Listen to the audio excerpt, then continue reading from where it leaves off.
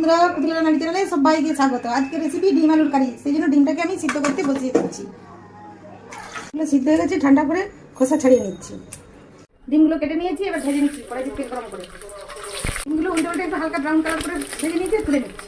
তেলের মধ্যে আলুগুলো ভেজে নিচ্ছি। আলুগুলো বেশ লাল লাল করে ভাজা হয়েছে, তুলে নিচ্ছি। ফোড়ন দিয়ে দিচ্ছি জিরে আর লঙ্কা, এলাচ আর দারুচিনি।